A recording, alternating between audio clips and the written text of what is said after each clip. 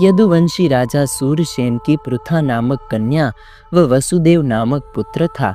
इस कन्या को राजा सूरसेन अपनी बुआ के संतानहीन लड़के कुंती भोज को गोद दे दिया था। कुंती भोज ने इस कन्या का नाम कुंती रखा। कुंती का विवाह पांडु से हुआ। जब कुंती बाल्यावस्था में थी उस समय उसने ऋषि दुर्वासा की सेवा की थी। सेवा से प्रसन्न होकर ऋषि ने कुंती को एक मंत्र दिया जिससे कि वह किसी भी देवता का आह्वान कर उससे पुत्र प्राप्त कर सकती थी। विवाह से पूर्व इस मंत्र की शक्ति देखने के लिए एक दिन कुंती ने सूर्यदेव का आह्वान किया, जिसके फलस्वरूप कर्ण का जन्म हुआ। महाराजा पांडु का दूसरा विवाह मद्र देश की राजकुमारी माद्री से हुआ। एक बार पांडु शिकार खेल रहे थे।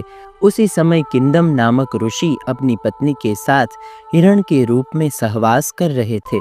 उसी अवस्था में राजा पांडु ने उन पर बाण चला। मरने से पहले ऋषि किदम्ब ने राजा पांडु को श्राप दिया कि जब भी वे अपनी पत्नी के साथ सहवास करेंगे तो उसी अवस्था में उनकी मृत्यु हो जाएगी।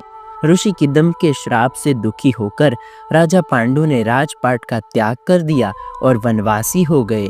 कुंती और माद्री भी अपने पति के साथ ही वन में रहने लगी।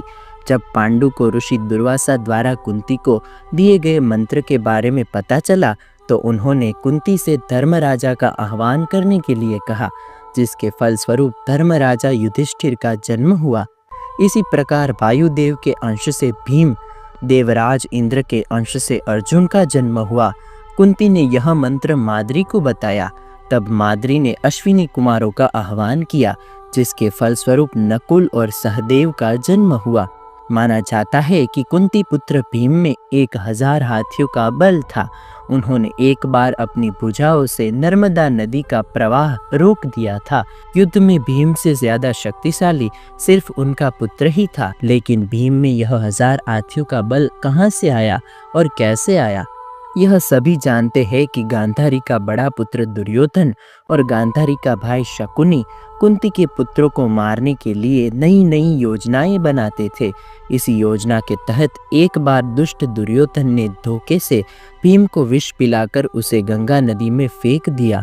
मूर्छित अवस्था में भीम बहते हुए नागों के लोक में पहुंच गए। वहां विषैले नागों ने उन्हें खूब डसा, जिससे भीम के शरीर का जहर कम होने लगा, यानी जहर से जहर की काट होने लगी। जब भीम की मूर्छा टूटी तब उन्होंने नागों को मारना शुरू कर दिया। यह खबर नागराज वासुकी के पास पहुंची। तब वे स्वयं भीम के पास गए। वासुकी के साथी आर्यक नाग ने भीम को पहचान लिया। आर्यक नाग भीम के नाना थे। भीम ने उन्हें अपने गंगा में धोखे से बहा देने का किस्सा सुनाया। यह सुनकर आर्यक नाग ने भीम को 1000 हाथियों का बल प्रदान करने वाले कुंडों का रस पिलाया, जिससे भीम और भी शक्तिशाली हो गया। तो दोस्तों, आज का ये वीडियो आपको कैसा लगा मुझे कमेंट करके ज़रूर बताइएगा। पसंद आया हो तो लाइक करें और अपने दोस्तों के साथ शेयर करें। मैं हूँ आपका दोस्त कालीन आयुषित। फिर मिलेंगे नए वीडियो में नए टॉपिक के साथ। तब तक के लिए दे आज्ञा। नमस्कार।